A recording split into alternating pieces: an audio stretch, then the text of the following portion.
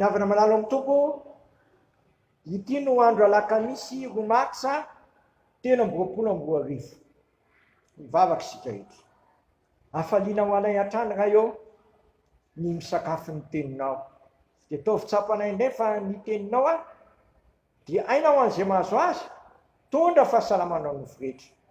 Anasitrana sy anafaka anay amin'izao fahantralana lalina mahazo ny firenenay sy ny sambatan'olo izao.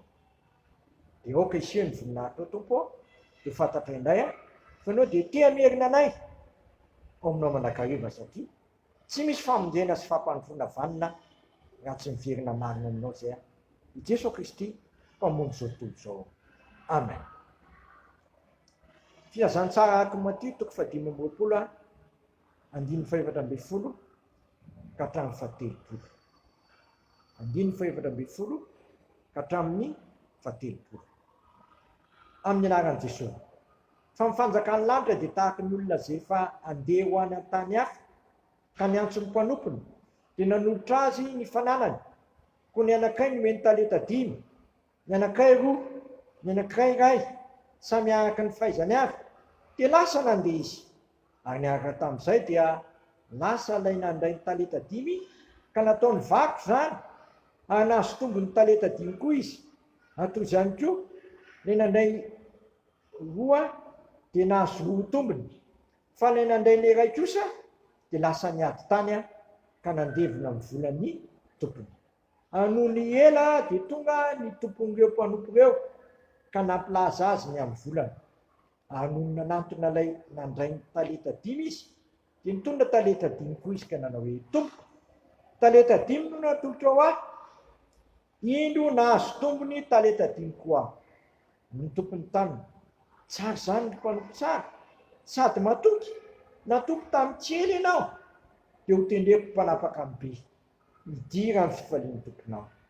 Noho ny nanantona koa ilay nandray ny talenta 2 dia ho izy tompo, talenta 2 no natolotra ho ahy, indro nahazo tombony talenta 2 koa aho. Ny tompony taniny, tsara zany ny mpanompo tsara sady matoky, natoky tamin'ny tsely ianao dia ho tendreko mpanapaka amin'ny be. Midira amin'ny fifalian'ny tomponao. Fa noho ny nanantona kosa ilay nandray ny talenta 1 dia nilaza hoe tompoko, fantako fa olona mila voatsiary ianao, mijiny amin'izay tsy nahafafinao ary manangona eny amin'izay tsy nanahafanao. Dia natao ka lasa nandevina ny talentanao tao anaty tany, indy lasanao ny anao. Ary ny tompony namalika ny tamin'io. I mpanompo ratsy sady malaina, efa fantatrao fa mijiny amin'izay tsy nahafaza ary manangona eny amin'izay tsy nanahafako. Ka tokony nampanana ny volako tamin'ny mpanana vola ianao, ka raha tonga aho dia nandray ny manjanany. Koa alao amin'ny talenta dia omain'ilay manana talenta vola. Fa zay rehetra manana dia omeny ka hanamby izy, fa zay tsy manana kosa na dia zay ananany aza dia alainany. Ary ary ho any amin'ny maizina any ivelan'ny mpanompo tsy mahasoa, any misy ny fitomaniana sy ny fikotoan'ify. Maso reo manamasinanay amin'ny fahamarinana, ny teninao amin'ny fahamarinana. Amen. Nanaitra ry havana ny azafady indrindra, momba antsika menakavana ny tompo. Amen. Nanaitra ry havana ny soratra tamin'ny boky anankiray izay, nambaran'ny mpanompon'Andriamanitra dia ny ray aman-drenitsika Fronefisikema Ramambasoa Joseph. Ny nambarany dia tahak'izao hoe ny fahavalony tsara dia ny tsara indrindra. Ny fahavalony tsara dia ny tsara indrindra. Fanaraka amin'izany mihitsy ty lahatsoratra masina ity. Ianao zany rehefa mahazo ny tsara, aza mijanona raha tsy mahazo ny tsara indrindra. Fa tsy mety hoe nahazo ny tsara dia hijanona fotsiny eo. Fa ataovy izay hanananao ny tsara indrindra. Moa tsy izany moa fihetsik'olona amin'izao fanarahana lamaody izao. le raha vo tsy manana le hika farany ianao dia ohatrany hoe manitra indrindra dia miazakazaka manao an'izany avokoa ny olona rehetra.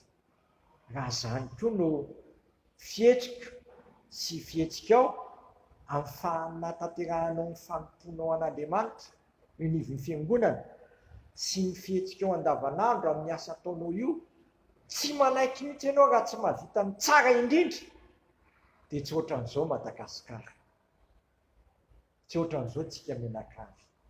Fa tsika izao lasa manao kolotsaina ny faharatsiana sy ny fanaratsiana.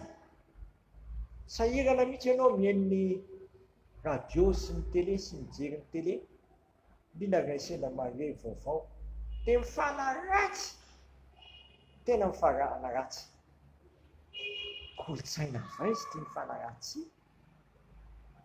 Misy fomba fiteny anankiray zay hoe rehefa misy zavatra ratsy dia tena izana fenina tsy atao fantatry ny olona. Tsaroako aho tamin'ny asa tany amin'ny ambanivohitra anankiray izay, dia fety ny andro, fetim-pirenena, dia nisy nodimandry tao, dia nafenina nefa olona ray aman-dreny be ny nodimandry. Dia fa maninona ho antsika manao an'izao? Tena tsy mety hoe ny olona tokony hifaly dia lasa ray aman-dreny be maty dia lasa mitangorona any ny olona, fa aleo ny olona hifaly fa efa vita ny fifalian'ny olona zay vao natao mifandevenana ny ray aman-dreny be. Sady nahelo no menatra indrindra satria ray aman-dreny be tao an-tanàna zany tena ray aman-dreny be tao an-tanàna. Zany ve moa ny kolotsaiko sy ny kolotsainao?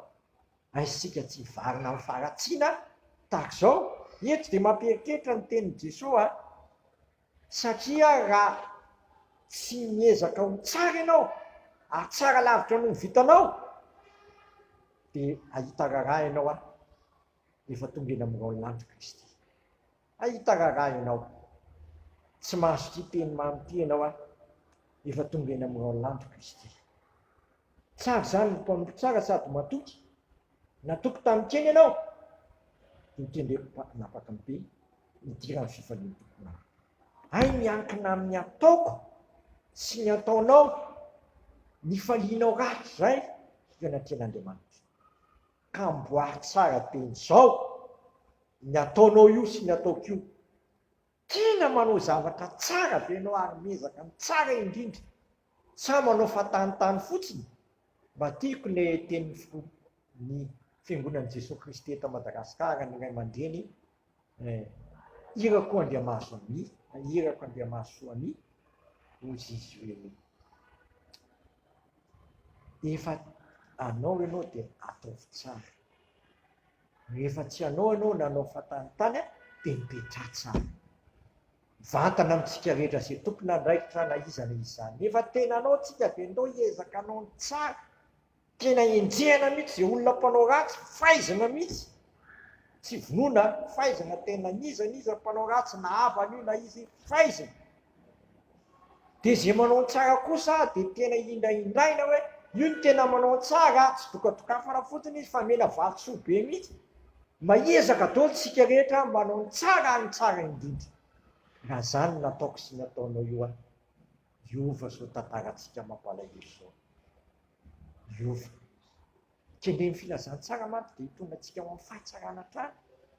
Zao ny filazan'ny apôstôly Petera azy hoe izy niantso anao hiala amin'ny maizina ho amin'ny fahazavana ny lehibe, dia ilay manana aloha vakiako mihitsy izy mampazava azy. Dia izany tokoa ve ny fiainako sy ny fiainanao? Samy mandroso makana amin'ny faharatsiana andro aman'alina. Tonga ity ny andro fanadiniteny. Oka andiny tena daholo izay mandrezy ny tenin'Andriamanitra ao, izay manantsofina eto mihaino oka izy eno izay lazainy fanahy amin'ny fiangonana. Zao mantsy lazain'ny apôstôly Petera, ny Petera voalohany toko faharoa. Isika ianao io dia olona nalain'Andriamanitra ho an'ny tenany. Petera voalohany toko faharoa, dia amin'ny andiny fasivy tapany faharoa.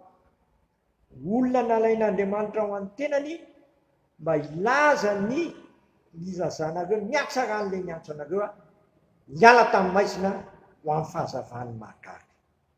Zany no tokony fiainako sy ny fiainanao.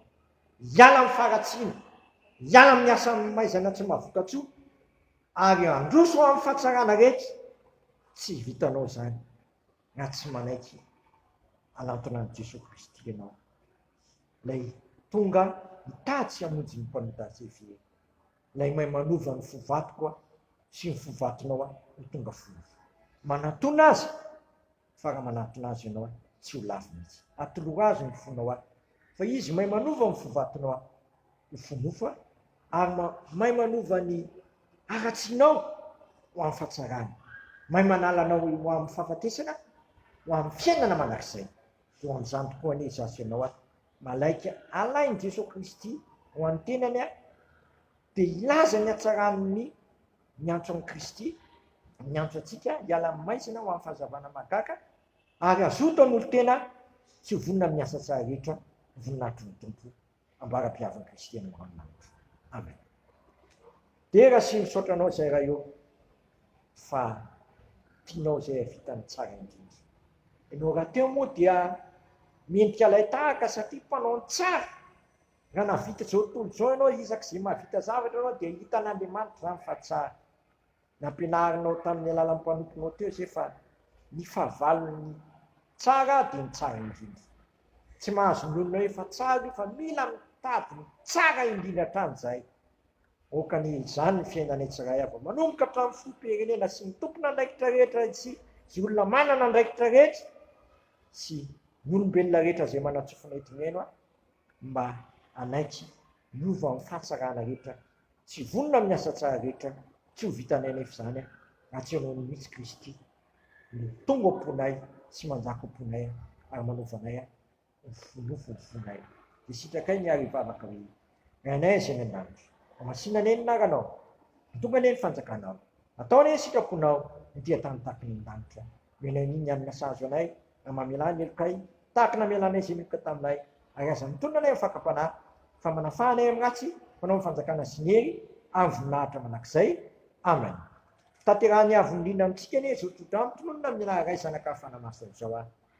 Ary Andriamanitry ny fahasoavana rehetra izay efa niantso anareo ho any amin'ny voninahiny manakizay ao amin'i Kristy, izay niantso anareo hiala amin'ny maizina ho amin'ny fahazavany mahagaga, rehefa niaritra fahoriana vetivety ianareo, dia nizy ny antanteraka anareo sy ampirina anareo ary ampitoetra anareo ahatonga anareo vonona amin'ny asa tsara rehetra sy teny tsara rehetra, ny fahavalony tsara dia tsara indrindra.